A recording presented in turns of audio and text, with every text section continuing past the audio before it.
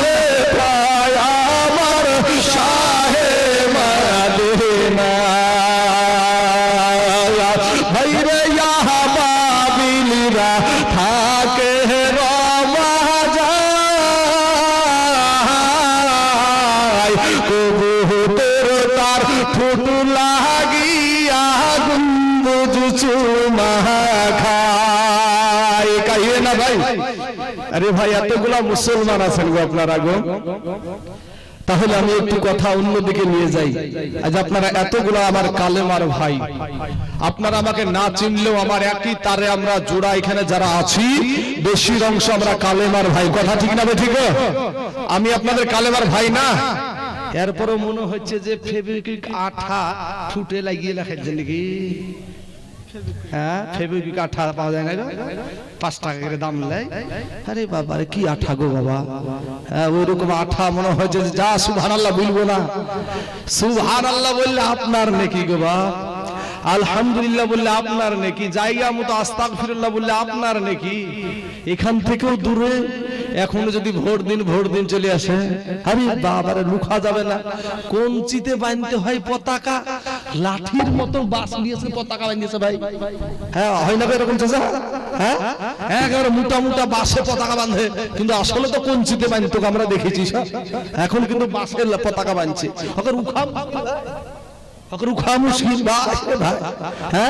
শোনা শোনো, আজ তোমার মুখ থেকে সুবহানাল্লাহ বের হয় না, তোমার মুখ থেকে আলহামদুলিল্লাহ বের হয় না, বলতে তোমার অলসতা।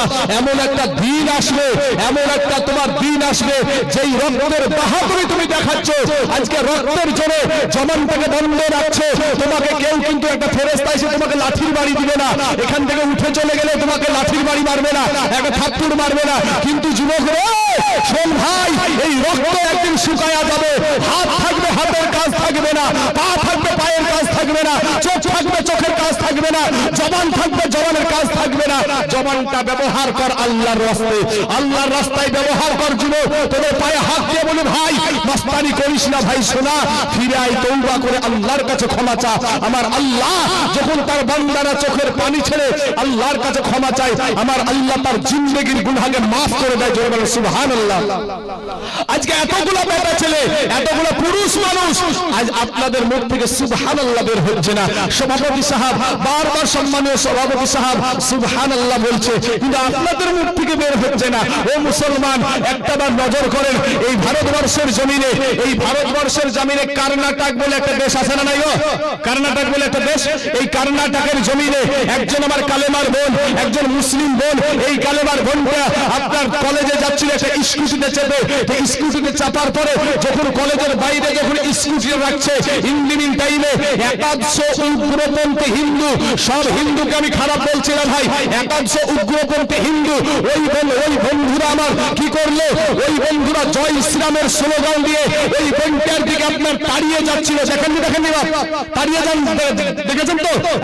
এই বোনটা আমার, এই কালেমার বোনটার পাশে একটা মুসলমান যুবক ছিল না, এই কালেমার বোনটার পাশে একটা কালেমা পড়া মুসলমান ছিল না, এই বোনটার পাশে তার নিজের বাবা ছিল না, এই বোনটার পাশে নিজের মায়ের পেটে ভাই ছিল না। এই বোনটা আমার, এই কালেমার বোনটা, যার নাম হলো মুস্কান খান, এই মুস্কান খান একাই বলেছিল নারায়ে তাকবীর আল্লাহু আকবার, নারায়ে তাকবীর আল্লাহু আকবার। এই ধ্বনি দিয়া শুধু ইন্ডিয়ার জমিন না, বাংলাদেশের জমিন, পাকিস্তানের জমিন, আমেরিকার জমিন, ইসরায়েলের জমিন, পুরো বাতিল পন্থীদের, পুরো কাফেরদের আপনার দুর্গকে একবারে হিলিয়ে দিয়েছিল। জোরে সুবহানাল্লাহ। নারে তাকবীর, নারে তাকবীর, নারে রিসালাত, মাসলাকে আলা হযরত উলামা আহলে সুন্নাত জিন্দাবাদ।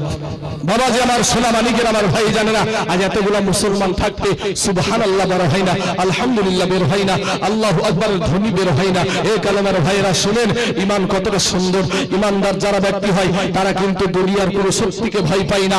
আমাদের সালমান আজহারি, সুবহানাল্লাহ, বেরলি শরীফের যিনি বাবা সালমান আজহারি, হক কথা বলতে গিয়ে আজকে অ্যারেস্ট হতে হয়েছে। খবর তো হয়তো জানেন না আপনারা সবাই, কিন্তু সোশ্যাল মিডিয়া খুব গরম চলছে বাবা। একজন সুন্নি আলেম, একজন নবী প্রেমিক মানুষ, যিনি বাবা নবীর গোলামতি করতে গিয়ে আজকে তাকে এই দেশের আপনার প্রশাসনরা বিনা দোষে তাকে গ্রেফতার করেছে। রে ভাই, হে কালেমার ভাইরা, আজ মায়ানমারের দিকে তাকায় দেখ যে মায়ানমারের জমিনে আজকে মায়ানমারের জমিনে মায়ের পেট মায়ের সামনে বিটিকে ধর্ষণ করলো। হে বাবাজি, স্বামীর সামনে বিবিকে ধর্ষণ করলো। হে মুসলমান ভাইরা, স্বামীর সামনে বিবিকে ধর্ষণ, ছোট ছোট বাচ্চাগুলোকে কুত্তার বেল পরে রাস্তায় রাস্তায় টেনে নিয়ে বেড়ালো। আজকে ভাই শোনা, আজকে তারা যখন চলে আসলো বাংলাদেশের বর্ডারে, এই পারে তার কাটার বেড়া, ওই পারে বৌদ্ধ ধর্মের মানুষের অত্যাচার, এই নদীতে দাঁড়িয়ে বাংলাদেশের মানুষকে বলে, ওগো বাংলাদেশের মুসলমানেরা, আমাদের কোনো অন্যায় নাই ভাই, আমাদের একটাই অন্যায় হলো আমরা কালেমা পড়া মুসলমান, এটাই আমাদের অন্যায়। আজ তোমরা মুসলমান আমার ভাইয়েরা, আজকে তোমরা নিজের বাহাদুরি দেখাও। এ কালেমার ভাইয়েরা, এ আমার মুসলমান ভাইয়েরা, তোরা ফিরে আয়। সারা দুনিয়া চাইছে মসজিদ ভেঙে দাও, মাদ্রাসা ভেঙে দাও, কোরআন পুড়িয়ে দাও, সারা দুনিয়া চাইছে ইসলামের প্রতি, শুধু সারা বিশ্ব চাইছে ইসলামটাকে একেবারে কোণঠাসা করে দিতে। এরে ভাই শোনা, যখন কলকাতার হাইকোর্টে যখন এই কোরআনের উপরে মামলা করা হয়েছিল, এই কোরআনের উপরে যখন মামলা করা হয়েছিল, দিল্লির জামে মসজিদের ইমাম আব্দুল্লাহ বুখারী বলেছিল, সারা পৃথিবীর মুসলমানদের মগজ, সারা পৃথিবীর মুসলমানদের বুকের খনি, চোখের মনি, এই কোরআনকে যদি কোনো জাত যদি ব্যান করে নাই দেয়, আমি আব্দুল্লাহ বুখারী বলছি, তার বুকের উপর পা তুলে দিয়ে, তার হাত দিয়ে তার জিহ্বাটাকে টেনে ছেড়ে ফেলে দেবে। সুবহানাল্লাহ।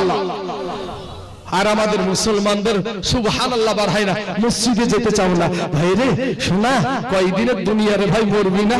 দেখ তোর দাদু চলে গেছে, তোর দাদি চলে গেছে, তোর মা চলে গেছে, তোর বাবা চলে গেছে, তুইও কিন্তু চল যাবি ভাই। শোনা, তাই আমার নবীর মহব্বত করো, নবীর সুন্নাতের মালাটা গলায় পরিয়ে নাও। আমি বলছি না যে আমাদের মতো হুজুর হয়ে যাও, তুমি যে জায়গাটা আছো সেখান থেকে তুমি আল্লাহকে এবং আল্লাহর নবীকে মানো রে ভাই। সোনা মানিকেরা, তোমার মতন কত যুবক ভাই রে রাস্তায় ড্রাইভারি করে খাই, এরপরে 5 ওয়াক্ত নামাজ পড়ে, তুমি কেন পারবা না রে বাবা? তোমার মতন কত যুবক মুনিশ খেতে ভাত খায়, এরপরে 5 ওয়াক্ত নামাজ পড়ে, তুমি কেন পারবা না রে বাবা? তোমার মতন কত যুবক কলেজে পড়ে, স্কুলে পড়ে, এরপরে 5 ওয়াক্ত নামাজ পড়ে, অভাব নাই, তুমি কেন পারবা না রে বাবা? তোমার মতন কত যুবক সেবিকের চাকরি করছে থানার ভিতরে, এরপরে বাবা 5 ওয়াক্ত নামাজ পড়ে, তুমি কেন পারবা না রে বাবা? তোমার মতন কত মহিলা, এ মায়েরা আমার সোনা মনে মা খালার আগু, আপনার মতন কত মা সংসারের সব কাজ করে গো মা, এরপরে 5 ওয়াক্ত নামাজ পড়ে, তুমি কেন পারবা না রে মা? ওরে আমার কালেমার বোনগুলা, তোদেরকে বলি রে বোন, তোদের মতন কত মহিলা আজ কলেজে যায়, পর্দা করে যায়, আর তুমি কেন পারবা না রে বোন? ওরে বোন ফিরে এসো, তওবা করে আল্লাহর কাছে ক্ষমা চাও, আমার আল্লাহ তোমার জীবনের সব গুনাহ মাফ করে দিবে। জোরে বলেন সুবহানাল্লাহ।